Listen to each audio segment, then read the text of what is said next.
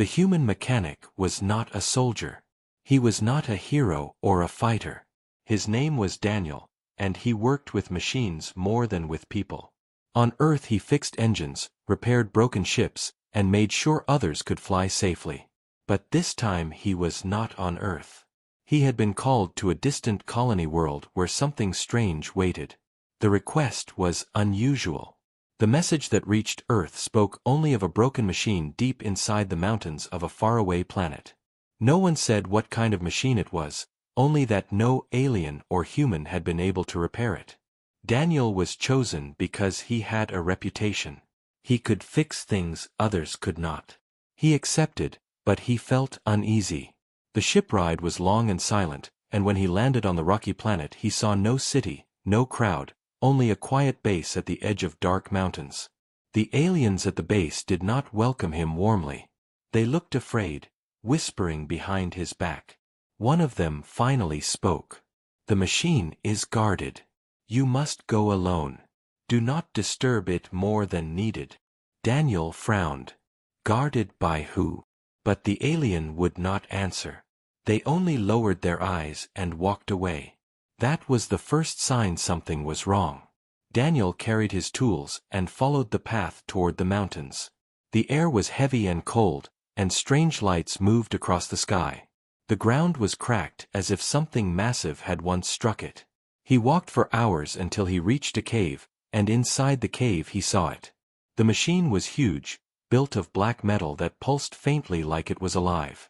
But what caught his eyes was not the machine. It was the creature lying beside it. A dragon. Not a dragon from Earth's old myths, but an alien dragon, taller than any building Daniel had ever seen, with scales that shimmered like silver fire. Its wings were folded tight, its head rested on the ground, and its golden eyes watched him with silent sadness. Daniel froze. Every story he had ever heard said alien dragons were dangerous, ruthless, feared by all. Yet this one did not move to attack. It only watched. Its eyes were not filled with hate but with pain, as if carrying a weight far too heavy. Daniel's heart pounded in his chest. He wanted to run, but something in those eyes stopped him. He forced his voice to speak. I came to fix the machine," he said softly. The dragon's chest rose and fell slowly. Its voice, when it came, was deep like thunder but strangely gentle. Another mechanic. Another who thinks they can heal what is already broken. Daniel gripped his tools tighter. "I can try. That's what I do." The dragon tilted its massive head, and for a moment Daniel thought it might laugh, but no sound came. Only silence. Then the creature moved slightly, its wings scraping stone. "Do as you wish. The machine has waited long enough." Daniel stepped closer, his hands shaking. The machine hummed faintly, its panels broken, its circuits exposed. He examined it, but he kept glancing at the dragon. He expected anger, or some sudden attack, but the creature only watched him with those sorrowful eyes. Finally Daniel asked, "This machine, is it yours?" The dragon closed its eyes, and its voice grew lower. "It is part of me. Or perhaps I am part of it. I no longer know." Daniel frowned, confused. He had fixed ships, engines, and weapons, but never something that seemed alive, never something bound to a creature's soul. The thought made him shiver. Hours passed as Daniel worked, and the dragon remained silent. But sometimes he felt its gaze on him, heavy, filled with something unspoken. At one point, Daniel dropped a tool, and the sound echoed loudly in the cave. The dragon flinched, almost as if remembering pain. Daniel dared to ask, "Are you hurt?" The dragon's golden eyes opened again, and for a brief second Daniel saw them glow with tears, though no tears fell. "Hurt? Human, you cannot imagine. I carry wounds that no machine can mend." Daniel felt his chest tighten. A dragon that powerful, admitting pain? It seemed impossible. But he could not ignore the weight of those words. The machine sparked suddenly, a flash of light bursting from its broken core. Daniel shielded his face, but the dragon did not move. It only stared at the sparks with an expression of deep sorrow. Daniel realized then, this machine was not simply broken. It was dying. He turned to the dragon. Why does it matter so much? Why guard a machine like this? The dragon lowered its head close to him, and Daniel felt the heat of its breath wash over him. The voice was heavy, slow, filled with something Daniel could not yet understand. Because inside this machine lies the last piece of what I lost. Daniel's skin went cold. He wanted to ask what that meant, but the dragon's gaze silenced him. There was grief in those eyes, grief so heavy it pulled at Daniel's heart. He had never seen such sadness, not in a human, not in anyone. He knew then this dragon was not just guarding a machine. It was guarding a secret. A secret so painful that even speaking of it seemed unbearable. Daniel returned to his work, but his thoughts were no longer on circuits and wires. They were on the dragon's voice, its sorrow, and the mystery buried inside that machine. Night fell outside the cave, and the stars glowed cold above.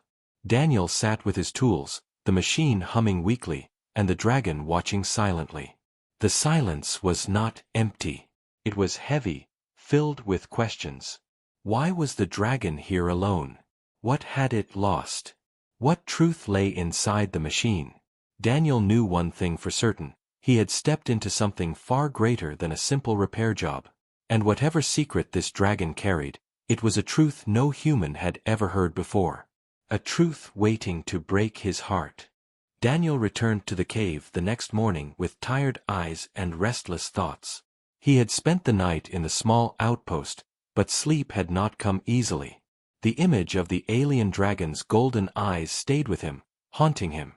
He had fixed broken machines before, but he had never faced a creature like this, powerful enough to crush him, yet broken inside in ways he could not explain. As he walked into the cave again, the air was cool and heavy. The dragon lay in the same place, its massive form stretched across the stone floor, wings folded close, as if guarding both the machine and itself. Its eyes opened when Daniel entered, slow and tired, but there was no anger in them. Only watchfulness. Daniel set his tools down carefully, trying to ignore the way those eyes followed every movement.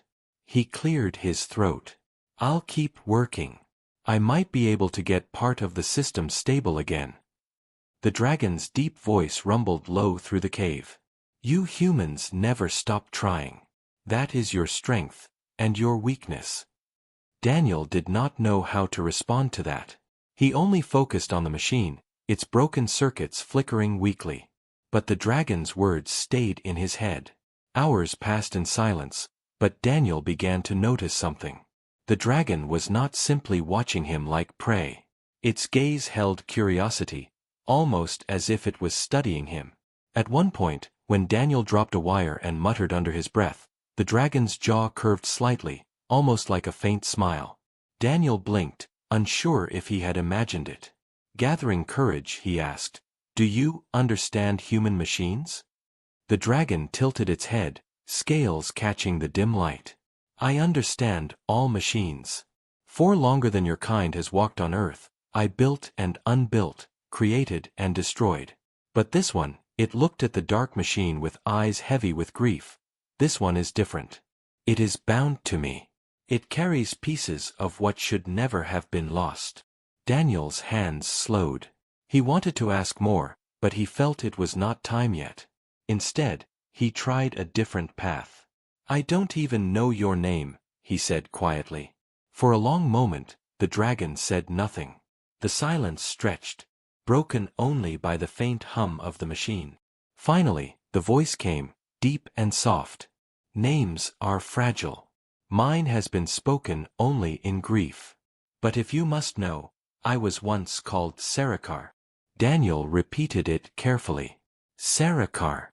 The dragon's eyes flickered, and for the first time Daniel thought he saw a glimmer of warmth. A bond, small but real, had formed in that single word. Over the next few days, Daniel worked on the machine while speaking more with Sarikar. At first, the dragon gave short answers, cold and distant, but slowly it began to open up. They spoke of stars, of old wars Daniel only half understood, and of machines so vast they could bend reality itself. Daniel listened in awe, but more than the stories, he noticed how Sarikar spoke, like someone remembering things that brought no joy, only loss. Every tale was heavy, every memory stained with sorrow. And yet, when Daniel spoke about Earth, about small things, like repairing fishing boats with his father, or flying ships through storms, the dragon listened closely, as if such simple stories were rare treasures. One evening Daniel mentioned the sound of rain, the way it calmed him. The dragon closed its eyes, and for a moment its face softened. "I have not heard rain in centuries," Sarikar whispered. "Not since." It stopped suddenly, the words cut short, as though a wall had fallen in place. Daniel did not press further. He knew there was pain buried there, pain not ready to be revealed. But something was changing. Each day, Daniel felt the bond between them grow. It was strange to think of bonding with a dragon, a creature of legend and fear, but it was happening. He could feel it in the way Sarikar lowered his head closer when Daniel spoke, or the way his golden eyes softened at certain words. Yet the mystery of the scar across Sarikar's chest remained. It glowed faintly at night, like an ember still burning. Daniel asked once about it, but the dragon turned away. "Do not ask of that. Not yet." The words were firm, and Daniel let the matter drop. Still, he could not forget the way Sarikar's voice shook when he said it. One afternoon, while Daniel replaced a shattered circuit, he heard Sarikar murmur something under his breath. It was not in the common tongue, but the sound was gentle, almost like a song. Daniel paused, listening. "What was that?" he asked quietly. Sarikar's eyes widened slightly, as if caught. "Nothing. A memory." But Daniel had heard enough. The sound had carried warmth, but also grief, and he could swear it was a name. A name spoken like a prayer. Daniel felt a chill crawl up his spine. The dragon had secrets. Deep ones. And every secret carried sorrow. Yet he could not stop himself. He wanted to know, needed to know. He wanted to understand why a being so powerful looked so broken inside. But he knew if he pushed too hard, the fragile bond they had built might break. So instead he continued his work, speaking softly, offering small stories of Earth, and waiting. That night, as stars glittered outside and the cave grew silent, Daniel sat near his tools, exhausted. Sarikar spoke suddenly, his voice echoing low. "Human, why do you stay? Others have come before. They saw only a beast, or a broken machine. They fled. But you remain." Daniel looked at him, surprised. "Because I see more than that. I see someone who carries pain. Someone who doesn't want to be alone in it." For a long time Sarikar stared at him, unblinking, his golden eyes burning with something Daniel could not name. Finally the dragon lowered his head, resting it near the ground, closer to the human than ever before. "Perhaps you are different," he whispered. Daniel's chest tightened. He knew then that the bond between them was real. The dragon was not just a guardian of a broken machine, it was a soul drowning in grief, slowly reaching out. And Daniel, a simple mechanic, had become the first human to touch that grief. He knew the secret was still hidden, buried deep, but he also knew one thing. The truth, when it came, would not just change his life. It would shake all of humanity. Daniel had now spent several days with the dragon Sarikar.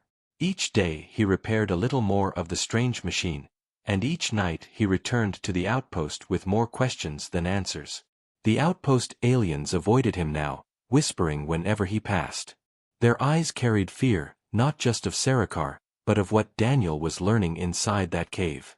One night as he left the mountains, he heard two of them speaking in hushed voices. "He talks to the beast," one said. "He does not know what it carries."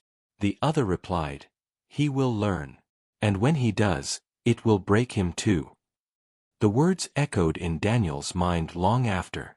Break him too. What truth could shatter a man that way?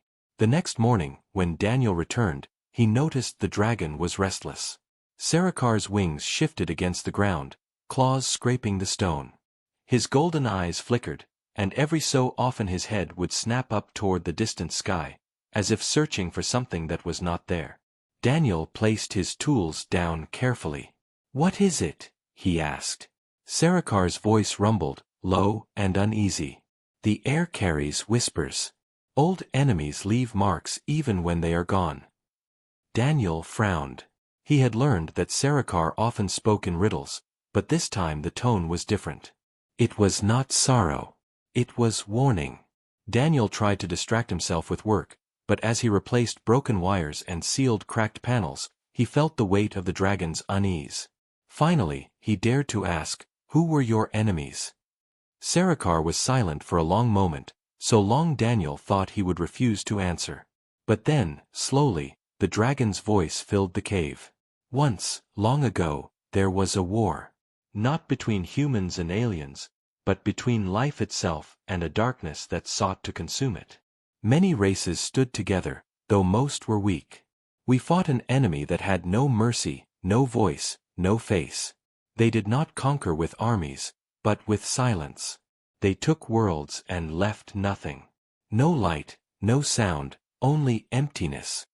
Daniel stopped working, his hands frozen above the machine. He felt a chill run down his spine. "And you fought them," he whispered.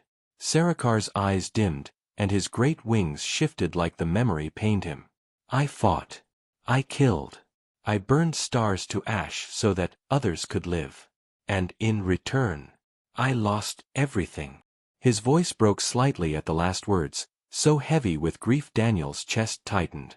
He wanted to ask what he meant, but Sarakar's head turned away, hiding his expression. The silence after was thick, filled with unspoken truths. Later that day, when Daniel returned to the outpost for supplies, he finally confronted the aliens who lived there. "What do you know about Sarakar?" he demanded. The alien leader, a thin creature with pale skin and dark eyes, looked at him with fear. "We know enough. That beast is cursed. It carries death wherever it walks. Entire fleets have vanished because of it. Worlds burned in its shadow." Daniel shook his head. "No. You don't understand. He isn't what you think. He's—" But the alien cut him off, voice sharp with panic. "Do not be fooled, human. That dragon has blood on its claws. It hides behind sorrow, but sorrow cannot wash away what it has done." Daniel returned to the cave that night with heavy thoughts. When he entered, Sarakar's eyes opened immediately. The dragon studied him, as if sensing his doubts. "They told you their version of me," Sarakar said quietly. Daniel swallowed hard. "They say you destroyed worlds." For a long moment, silence. Then the dragon's great head lowered, golden eyes burning with old pain. "Yes," he whispered. "I did." Daniel felt his chest tighten. "Why?" Sarakar's gaze turned toward the machine, its broken core glowing faintly in the dark. "Because sometimes, human, to stop the darkness, you must become darker still. I did what no one else would. And for it, I was cursed, feared, abandoned." Daniel could hear the truth in Sarakar's voice, but also the torment. He wanted to believe him, yet the image of a dragon burning entire worlds was not easy to forget. He turned to the machine, running his hands along its fractured surface. And this machine, was it part of that war? Sarakar's claws curled against the stone floor. His voice dropped low, trembling with something beyond grief. "This machine carries more than power. It carries memory. It carries what I could not save." The words struck Daniel like a blow. He leaned closer. "What did you lose, Sarakar?" The dragon's body shifted, wings stretching slightly as though the weight of the question was unbearable. His eyes closed, and for a moment Daniel thought he would not answer. But then Sarakar whispered a single word. A name. Daniel did not recognize it, but the way the dragon spoke it made his heart ache. It was not the name of a weapon. It was not the name of a world. It was the name of someone. Someone Sarakar had loved. Daniel felt the pieces falling together. The scar across the dragon's chest. The way he whispered at the stars. The sorrow in his voice. This was not just about war. This was personal. The dragon had lost more than battles. He had lost family. That night Daniel could not sleep. He sat awake in the outpost, staring at the stars. The words of the aliens echoed in his mind, calling Sarikar cursed, dangerous. But he also remembered the dragon's voice when it spoke that single name. That was not the voice of a monster. That was the voice of someone who had been broken by grief. Daniel pressed his hands to his face, torn between fear and sympathy. He was beginning to understand. The tragic truth was there, hidden behind sorrow and silence, but he was not ready for it. No human could be. The next morning, when Daniel entered the cave, he found Sarikar already awake, staring at the sky through the cave's opening. The dragon's golden eyes were brighter, burning with a strange fire. "They are coming," Sarikar said, his voice like distant thunder. Daniel froze. Who? Sarikar's gaze never wavered. The shadows. The enemy that never dies. "I feel their presence again. The whispers of war return." Daniel's blood ran cold. He had thought the enemy was gone, destroyed long ago. But now he understood. Whatever had broken Sarikar, whatever truth lay inside that machine, it was not only the past. It was the future. And humanity was not ready to hear it. Not yet. Daniel could feel the air inside the cave grow heavier each day. The machine hummed weakly under his hands, sparking at times, as though alive but struggling to breathe. Sarikar watched in silence, his massive golden eyes following every movement. The dragon rarely spoke now, but when he did, his words carried weight. "The whispers grow louder," he said one morning, his deep voice echoing across the stone walls. "The darkness does not sleep forever. It waits." Daniel tried to ignore the shiver crawling up his spine.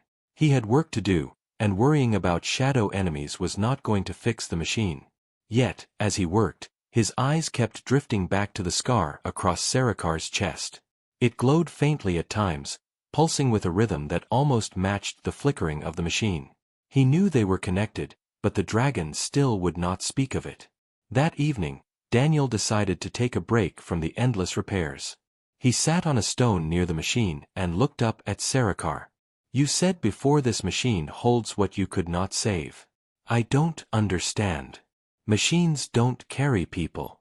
They carry power, energy, data maybe, but not people." Sarikar's golden eyes narrowed slightly, and for a long time he said nothing.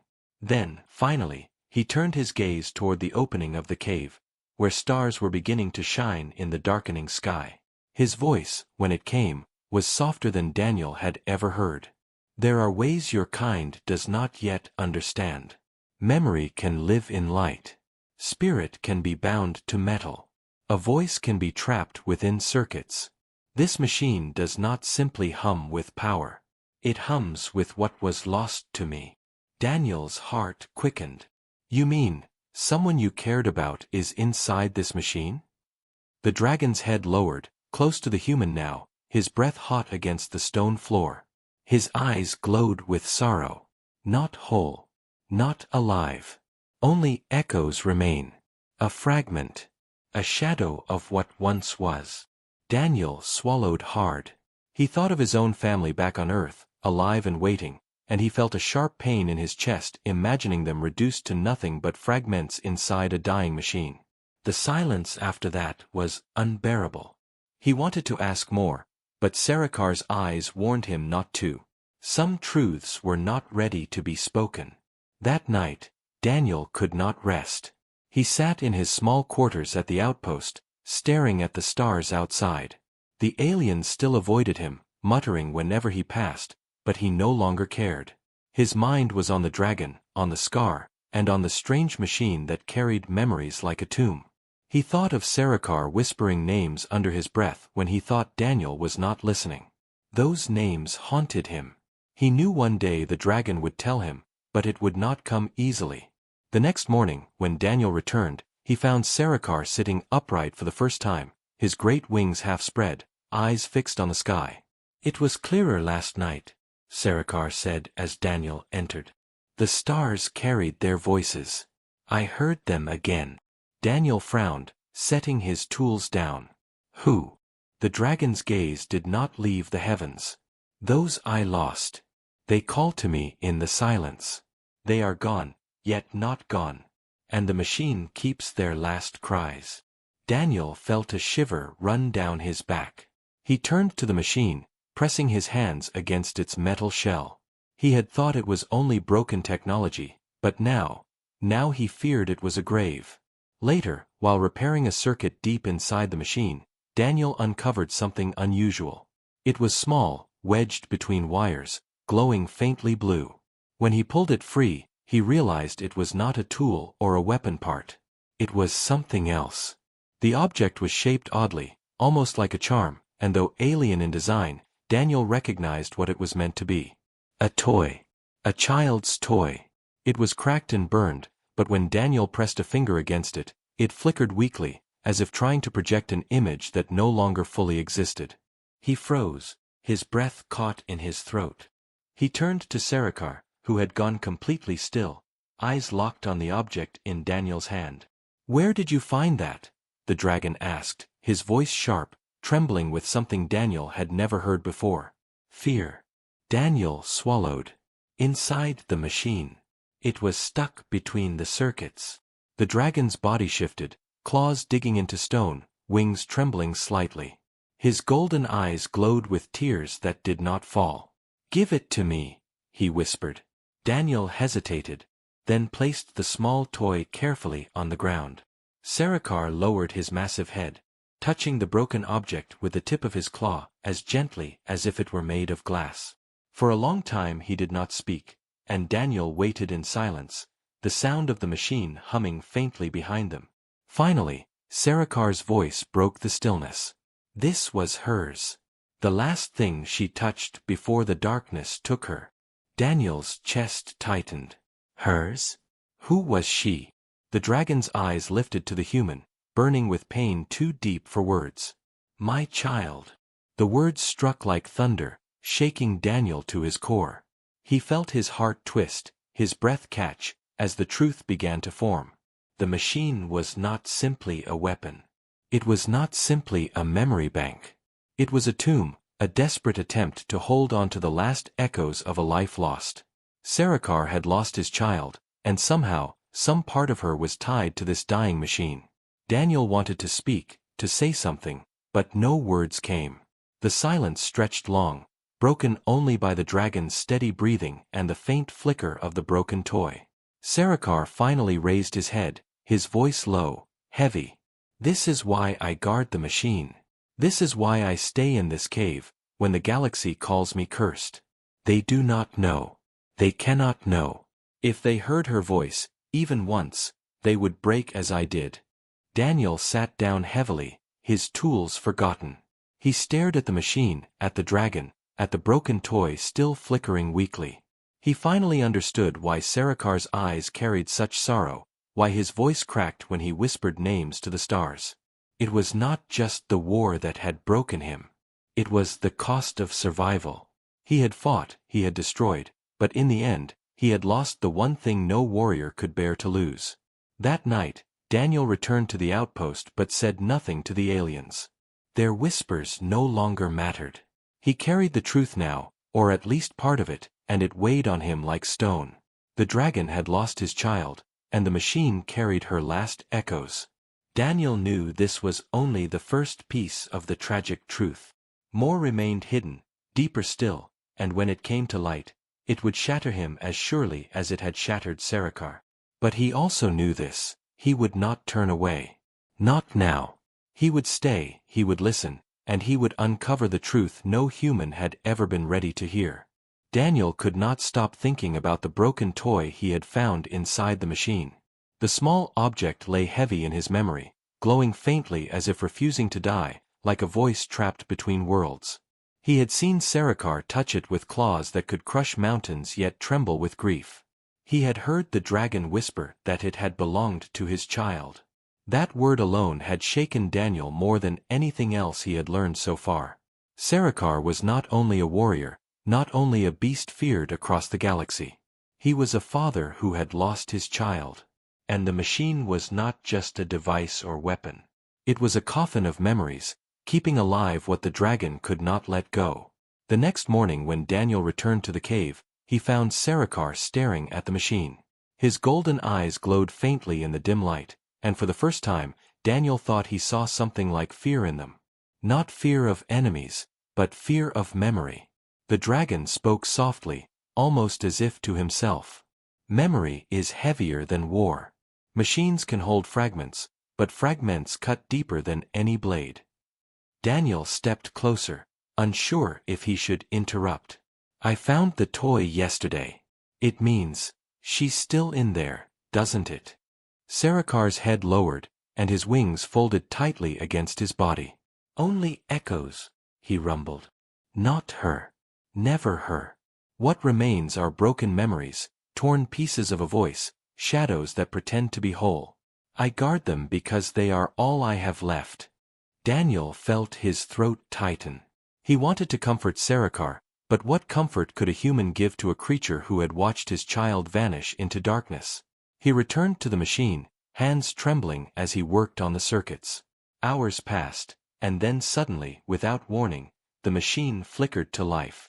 A faint projection spilled into the air, weak and unstable, but enough for Daniel to see. For a heartbeat, he saw the outline of a small figure, blurry and broken, like light struggling to form shape. A voice followed, high and soft, though fractured, repeating the same words over and over. Father, don't let go. The projection glitched, repeated, then faded. Daniel stumbled back, his chest tight with shock. He looked at Sarikar, and what he saw tore at him. The dragon's golden eyes were wet with tears that finally fell, burning as they touched the stone. His massive body trembled, and his claws dug deep into the floor. I hear her every time, Sarikar whispered, his voice breaking. Every time the machine stirs, she calls for me. And every time, I cannot answer. Daniel felt his own eyes sting. He had never imagined a dragon could cry, never imagined something so mighty could be so broken inside. He forced his voice through the lump in his throat. What happened to her, Sarikar? The dragon lifted his head slowly, eyes dark with torment.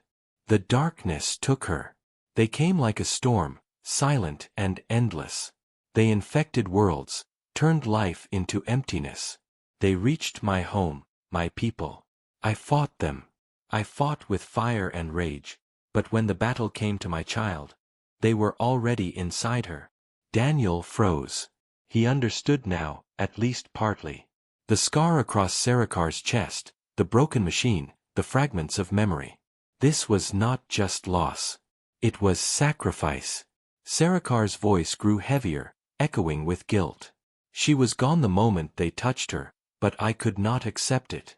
I tried to tear her free, but the infection had already taken her body. If I had done nothing, the darkness would have used her against us.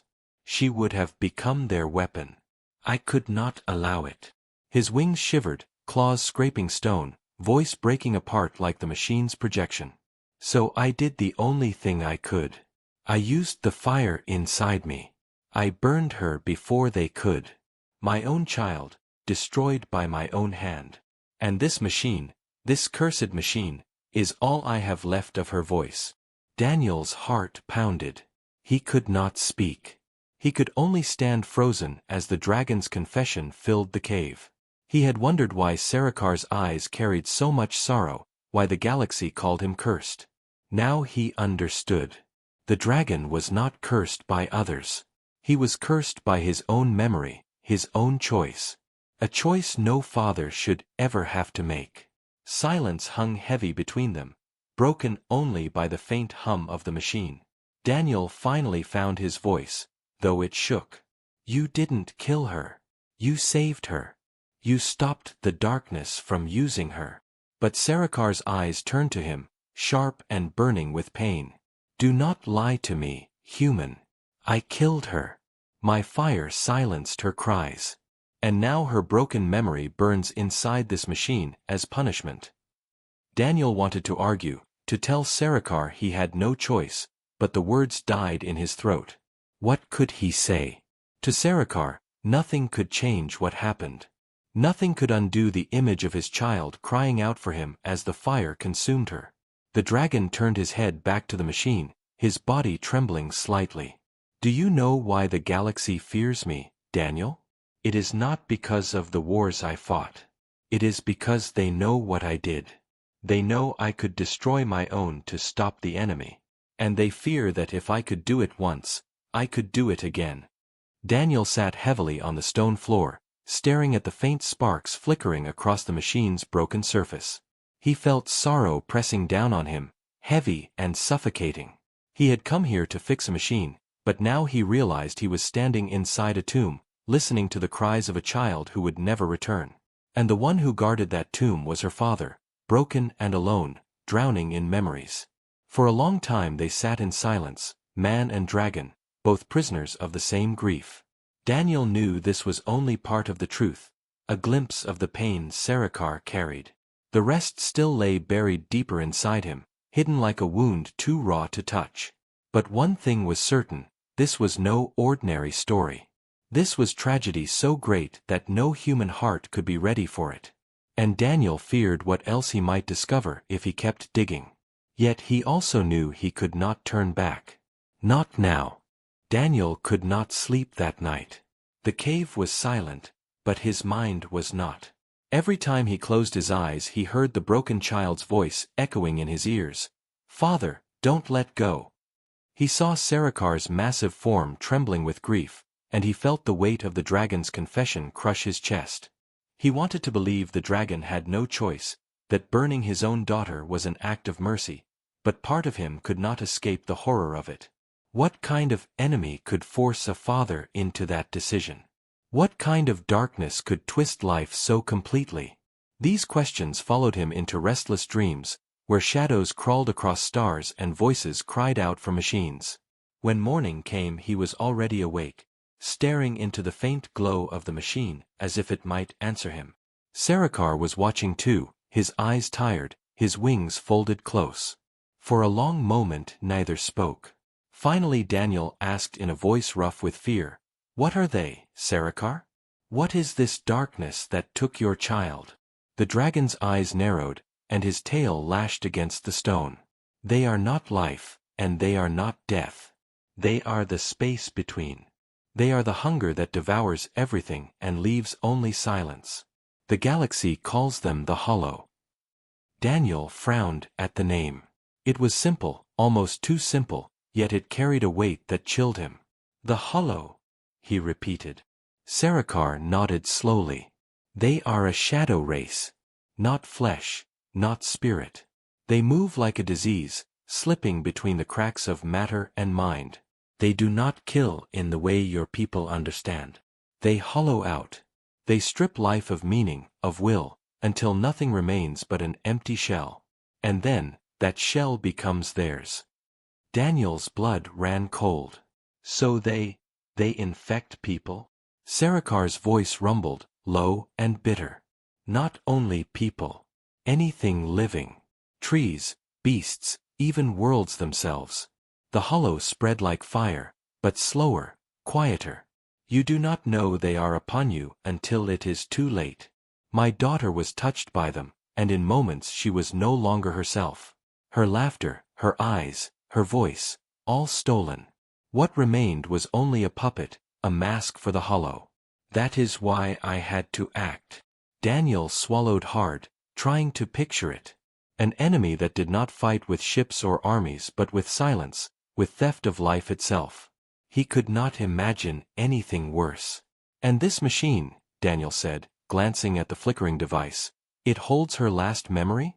Before the Hollow." Sarikar's gaze burned with sorrow. "Yes. I built it in desperation, using what fragments of her mind I could save before the fire. But it is broken like me. It shows only pieces. And every time I see her image, every time I hear her voice, I am cut apart again." Daniel wanted to ask more, but something in Sarikar's tone warned him to stay silent. Instead he turned his thoughts to the bigger question. If the Hollow could do this, if they could infect even the child of a dragon, Then what chance did humanity have if they ever came to Earth? Are they still out there? He asked finally, his voice barely above a whisper. The dragon's reply was a low growl that shook the ground. Yes. They do not stop. They do not die. You can burn them, shatter them, scatter them across the stars, and still they return. They are patient. They wait until you grow weak. And then they consume. Daniel's stomach twisted. He thought of Earth, of his people living their lives unaware of the shadows creeping closer. If the hollow ever reached them, would they even understand what was happening before it was too late? He remembered Sarakar's words, "Memory is heavier than war." Now he understood. The war with the hollow was not just against bodies, but against memory, against the very idea of self. Sarakar moved closer to the machine, his massive body casting Daniel into shadow. You wish to know why I hide here, human? It is not because I am tired of battle. It is because I fear what the hollow could make me become. I have fought them too long. Their whispers creep into my dreams. If I fall, I will not rise as Sarakar. I will rise as their weapon. And then no world will survive. Daniel stared at him, shocked. The dragon feared not only loss, but himself. He feared his own strength turned against the galaxy. For the first time, Daniel felt the weight of just how dangerous this enemy was. They could not only take lives, they could take hope. Sarakar, Daniel said carefully, if they are still out there, then humanity needs to know. We can't face them blind. We need your knowledge. We need your story. The dragon's eyes glowed faintly, but his voice was cold. You are not ready. Your people are not ready. When the hollow come, they will not come as ships you can see, or soldiers you can fight. They will come as whispers, as sickness in your own hearts. And when you realize, it will already be too late. Daniel clenched his fists. Fear pressed on him, but so did anger. He hated the idea of hiding, of waiting for shadows to consume his people. Then teach me, he said firmly. Teach me what you know. Even if humanity is not ready, I can be. I can carry your warning. For a long time Sarakar said nothing. His gaze was heavy, weighing Daniel as though searching his soul. Finally the dragon lowered his head slightly, his breath hot and trembling. You are bold, human. Boldness is often the first to die. But perhaps you may survive long enough to carry my truth. If you do, then remember this, when the hollow come, the choice is never between victory and defeat. The choice is between sacrifice and silence. And silence is always worse. The words sent a shiver down Daniel's spine. He realized now that the dragon's secret was not just personal grief. It was a warning for all humanity. The hollow were still out there, spreading, waiting, hungering. And if they reached Earth, no one would be ready to hear the truth. But Daniel had heard it. He could not unhear it. He could not unsee the dragon's tears, the broken memories of a child calling for her father, or the shadow enemy that had caused it all. The question was, what would he do with this truth? Daniel left the cave with heavy steps, his mind racing with the dragon's words. The hollow, a shadow enemy that could hollow out life itself, were not only Sarakar's burden, they were a danger to every world, including Earth. He felt the weight of that truth pressing against his chest as he made his way back to his ship. The barren landscape seemed different now, darker somehow, as though the shadows themselves were listening. When he reached the small vessel, he paused before entering. His hands trembled as he thought of what to do. Sarakar's warning echoed inside his mind, silence is always worse. That single line convinced him. He could not keep this secret. Humanity needed to know. He powered up his ship, the old engines roaring to life, and set a course for the nearest relay station where he could broadcast a secure message to Earth. As the stars stretched before him, he rehearsed the words he would say, but nothing seemed enough. How could he describe such a threat? How could he make people believe him? When his transmission reached Earth Command, he was met with skeptical faces. The Council of Human Leaders appeared on the screen, their images flickering in pale blue light. Mechanic Daniel Carter, one of them said, your message was unusual. You speak of an enemy called the Hollow.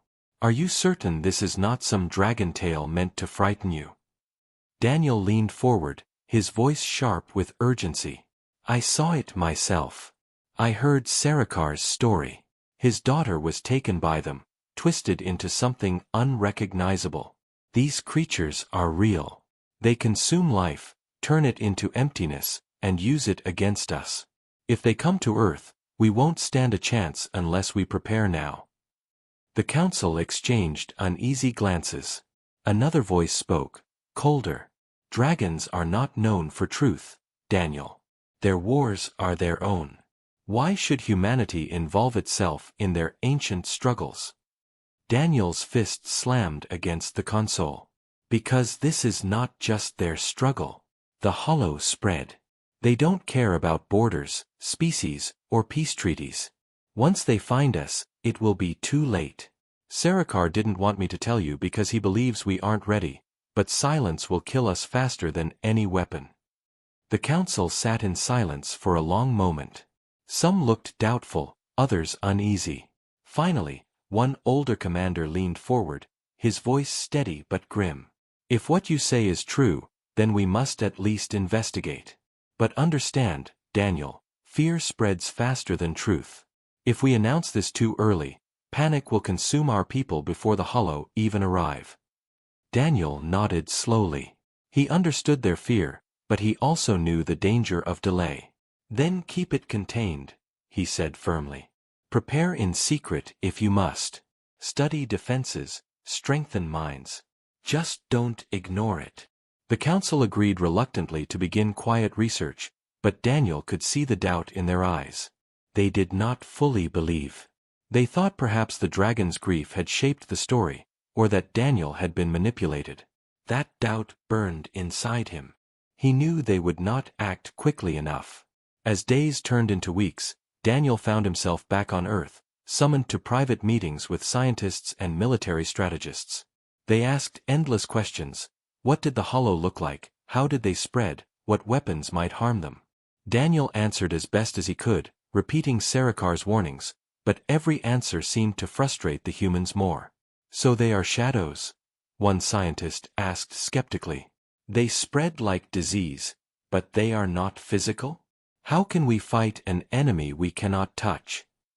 Daniel's reply was simple but unsettling. That's exactly what makes them dangerous. You don't fight them like ships. You fight them with memory, with will, with sacrifice. The room had gone silent after that, and Daniel saw the same doubt he had seen in the council's eyes. But not everyone dismissed him. A small group of researchers began taking his warnings seriously. They studied old records, strange disappearances in deep space, stories of colonies gone silent without trace. To Daniel's horror, the patterns matched Sarakar's words. Worlds had been hollowed out, stripped of life, and the reports had been buried as accidents or mysteries. The Hollow were real, and they had been at work for centuries. When the researchers presented this evidence to the military, the council finally began to act. Quietly, in the shadows of politics, humanity started building defenses, not against ships or weapons, but against whispers. Training programs were designed to strengthen mental resistance, soldiers taught to recognize the first signs of Hollow corruption. But even as these plans moved forward, Daniel felt a gnawing fear. They were already too late. One night, as Daniel walked through the quiet corridors of the research facility, he heard a faint sound behind him. A whisper, low and strange, brushing against his ear though no one was there. He spun around, heart pounding, but the hallway was empty. He shook his head, telling himself it was imagination, exhaustion from weeks of tension. But as he reached his quarters, he heard it again. Softer this time, almost inside his head. A voice, not his own, murmuring words he could not understand. He froze, remembering Sarakar's warning. The Hollow begin as whispers. Fear surged through him. He rushed to the nearest console and contacted Sarakar, his hands shaking. "It's starting," he whispered urgently when the dragon's image appeared. "I can hear them. They're here, aren't they?" Sarakar's eyes burned with sorrow as he gave a slow nod. Yes, human. They are never far. The moment you speak of them, they listen. The Hollow know you now. Daniel's stomach twisted.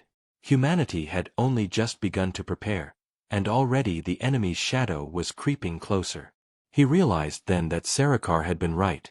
Silence was not an option, but speaking came with its own price. The Hollow had heard his voice, and they would not ignore Earth any longer. The first strike came quietly, so quietly that many did not notice until it was too late. A distant human colony, known as Hollow Point Station, suddenly stopped sending its daily reports. At first, Earth Command thought it was a communication failure, something technical, but Daniel knew better. He felt it in his bones the moment he heard the news. The whispers had been following him for days, faint and unrelenting, and now he understood. They were already here. He rushed to the council chamber where human leaders debated what to do. "It's the Hollow," Daniel said, his voice hard. "Check the station, but prepare for the worst." They resisted at first, unwilling to believe fear over facts, but when 3 ships sent to investigate also went silent, the room filled with unease. Finally, they agreed to send a fleet of warships, armed and ready, with Daniel aboard to witness. As the fleet jumped into the dark system, Daniel's heart raced. He remembered Sarakar's words, "When the Hollow come, you will not see an army. You will see emptiness." He prayed that was not true, but deep down he knew it was. When the ships emerged from jump space, the colony hung in silence. Hollow Point Station, once bright with lights and activity, now floated like a dead husk against the stars. Windows were dark, engines cold, no signs of life anywhere. The human commander gave orders to scan, but the scanners returned only static. "It's as if the whole station is hollow," one officer whispered without thinking. Daniel stiffened. The word alone seemed dangerous. He told them to be cautious, to send small teams instead of boarding directly, but the military did not listen. They were confident in their armor and weapons. 3 squads boarded the station. At first, their voices came through the comms, describing empty corridors, abandoned rooms, food still on tables as if people had vanished mid-bite. Then, slowly, the voices changed. Soldiers began to whisper strange words, voices overlapping, growing confused. One by one, the signals turned to static. In the control room of the lead ship, Daniel gripped the console, his knuckles white. "Pull them out," he shouted. "They're already gone." But it was too late. On the main screen, the team's helmet cameras flickered for a brief moment before shutting down. In that instant, Daniel saw something he would never forget. Shapes that weren't shapes, shadows that moved like liquid, wrapping around the soldiers, sinking into their eyes and mouths, turning them into empty shells. The commander, pale with fear, ordered the boarding tunnel cut away and the airlock sealed. But the damage was already done. The Hollow had found a way inside. The lights in the warship flickered, and whispers filled the intercoms. Soldiers looked at one another in terror as shadows slid along the walls, bending in impossible ways. Daniel shouted for them to remember Sarakar's warning, "Hold to your will, do not give them your fear." But fear was exactly what the Hollow fed on, and the humans were breaking fast. One ship after another began reporting malfunctions, engines failing, weapons refusing to fire, doors sealing shut on their own. It was not machines failing, it was the Hollow seeping into every system, twisting reality. Screams echoed through the comms as soldiers opened fire on things that could not be hit. Some began shooting at shadows, others at each other, their minds collapsing under the pressure. Daniel tried to hold on, repeating to himself that this was real, that he could resist, but even he felt the whispers clawing inside his mind. They spoke in voices he knew, his mother, his friends, even Sarakar, telling him to give up, to let go, that fighting was useless. He pressed his hands against his ears, but the voices were inside, not outside. Amid the chaos, the flagship's commander shouted that they were retreating. Engines roared as the fleet tried to pull away, but the Hollow were already latching onto the ships, unseen yet unstoppable. One vessel never moved again, its lights dying completely as it drifted, lifeless. Another ship exploded without warning, tearing apart as if something inside had hollowed out its structure. Daniel's ship managed to break free, engines screaming, dragging survivors away from the nightmare. As stars bent around them and they jumped to safety, Daniel collapsed into his chair, breathing hard, sweat covering his face. He knew then that humanity was not ready. They had fought shadows with guns and lost. Back on Earth, the survivors were silent, broken men and women with eyes that seemed empty. Some never spoke again, staring into nothing as if part of their soul had been stolen. The council met in secret, horrified by the truth Daniel had brought home. No one doubted him now. The Hollow were real. They were coming. But even worse was what Sarikar warned him in the next transmission. The dragon's voice was low, his eyes filled with sorrow. You have awakened them, human. The moment you spoke their name to your people, they heard you. Now they know Earth. They will not stop. They will come for you, and when they do, your people must choose. Fight with fire that burns even your own, or be consumed in silence. Daniel listened with dread. The dragon had told him the heart within its chest still burned with the weapon that had killed its family. Humanity had no such weapon, only fragile will. As the whispers returned that night, stronger and louder than before, Daniel realized the terrible truth. The Hollow's first strike had not been the destruction of a station. It had been the opening move of a war humanity could not win alone. Darkness had always been a thing humans could fight against with light. But now light itself began to feel weak, as if it no longer had power to push shadows away.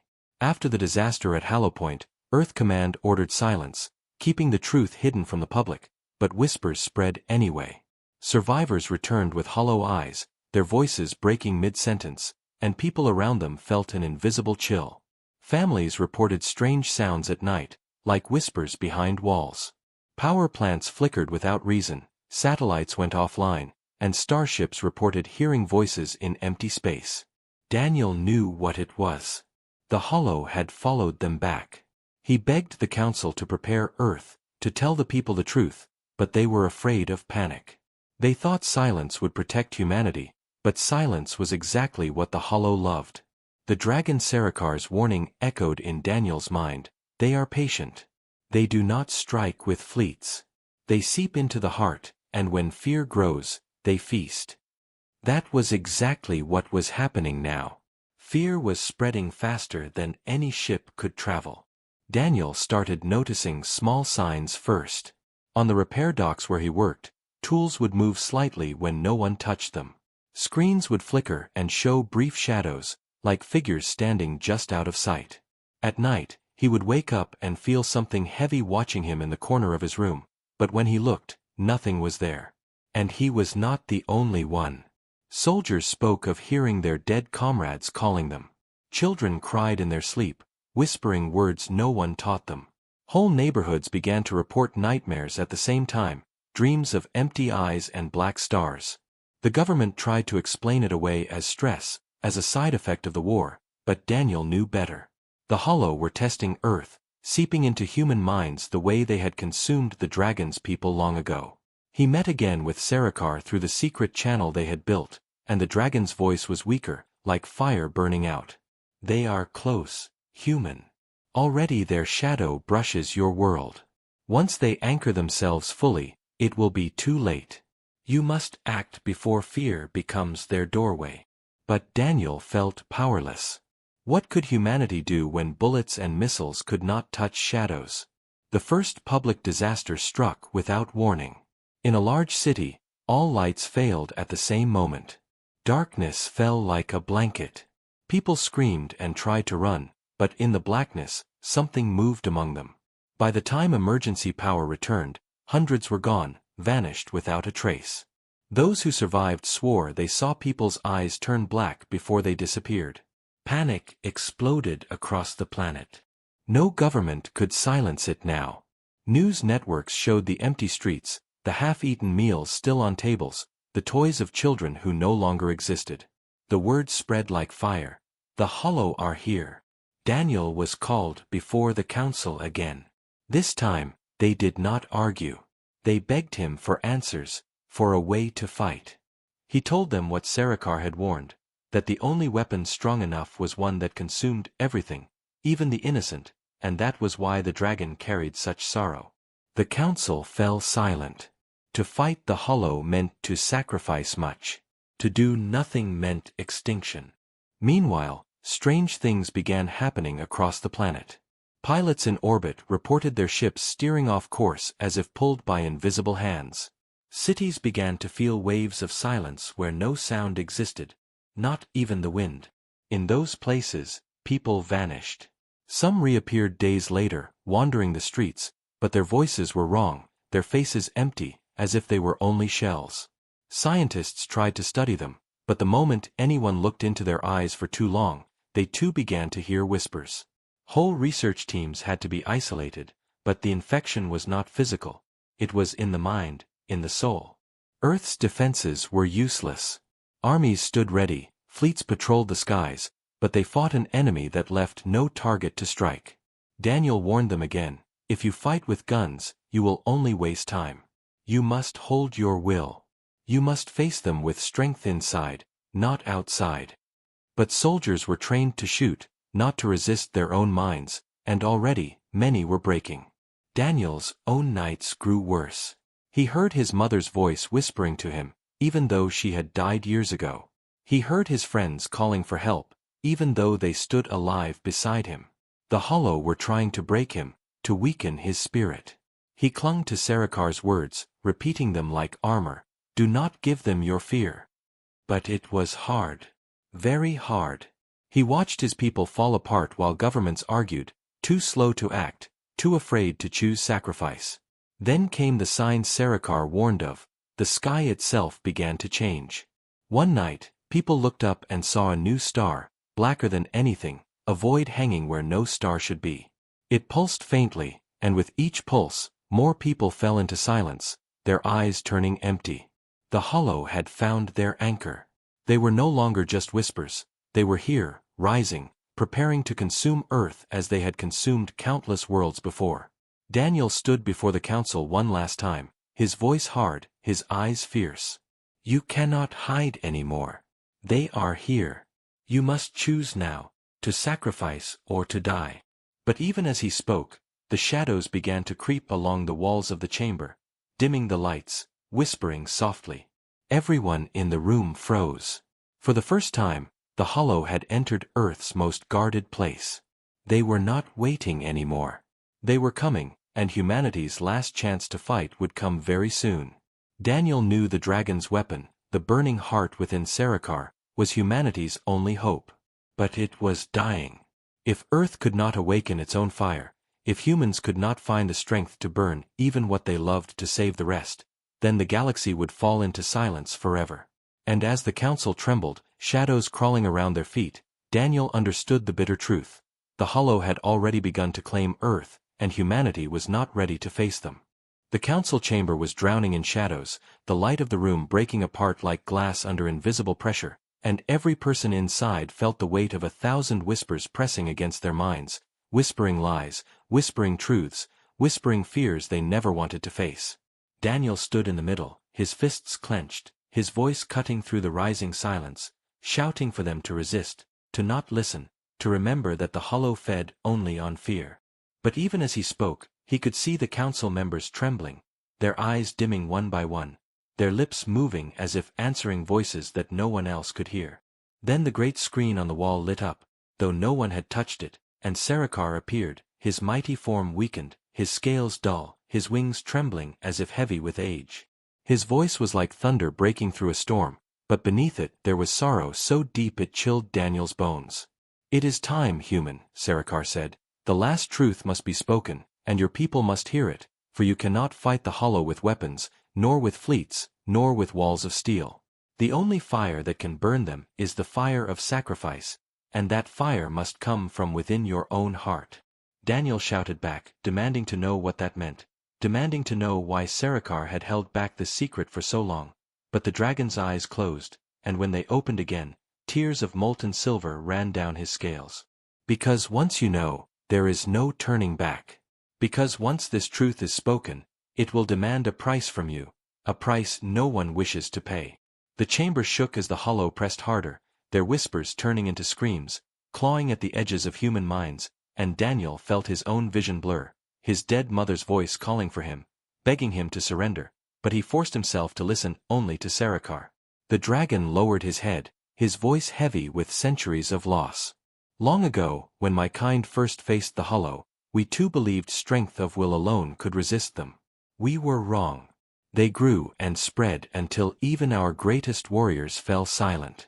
Then we discovered the truth, that the hollow could only be burned away by life itself, by the living flame within us, by the sacrifice of our own essence. To kill them, one must give up everything, body, soul, and memory, burned into fire so pure it leaves nothing behind. That was the weapon my people used. That is why my race is gone. Every victory was bought with extinction, every battle a funeral pyre. And now, human, that choice falls to you. The chamber went silent, not because the hollow had stopped whispering, but because every human in the room felt their hearts seize. To fight the hollow meant becoming fuel, meant burning oneself into ash so others could live. It was not a weapon of machines but of sacrifice, a truth too heavy for anyone to carry. Daniel's chest tightened, his throat dry, but he spoke anyway, his words steady. If we do not pay this price, then humanity dies, and after us, the galaxy dies. Better to burn than to be nothing. Sarikar's eyes softened, and for the first time, a spark of pride lit within them. Then perhaps there is hope. Outside, the world was breaking. The black star in the sky pulsed faster, waves of darkness sweeping across cities, swallowing light, swallowing sound. Families held hands in terror, soldiers fired useless bullets at shadows, children screamed as their dreams turned real.